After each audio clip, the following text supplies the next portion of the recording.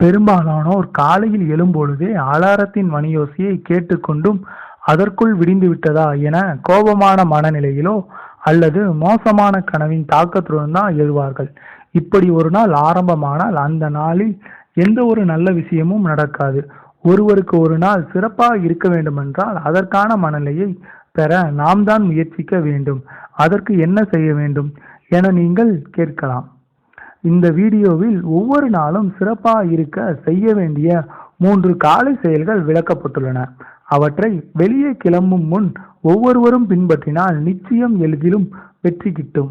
மற்றும் அந்த செயலுக்கு பின்னால் அறிவியல் காரணங்களும் உள்ளன. வெள்ளம் மற்றும் நீர். வெளியே செல்லும் முன் சிறிது வெள்ளத்தை சாப்பிட்டு நீரை குடித்து செல்லுங்கள். இவ்வாறு வெள்ளத்தை சாப்பிட்டு நீரை குடிப்பதனால் உடலில் இரத்த ஓட்டம் அதிகரித்து அந்நாள் முழுவதும் சுறுசுறுப்பாக செயல்பட உதவியாக இருக்கும். பெற்றோர் காலில் விழுவது. இது நம் இந்திய பாரம்பரிய பழக்க வழக்கங்களுள் ஒன்று.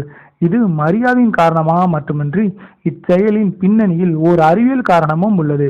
அது என்னவெனில், பொதுவாக ஆற்றல் அலைகளானது தலையில் இருந்து பாதம் மற்றும் முதுகு நோக்கி பாயும்.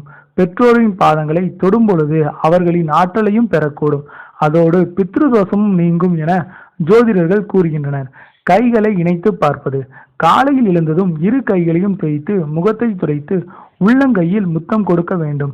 கையின் விரல் நுனியில் லட்சுமி தேவியும் உள்ளங்கையில் சரஸ்வதியும் மணிக்கட்டு பகுதியில் பிரம்மாவும் இருப்பதனால் இச்செயலை அதிகாலை எழுந்தது செய்வதன் மூலம் அதிர்ஷ்டம் தேடி வருமாம்.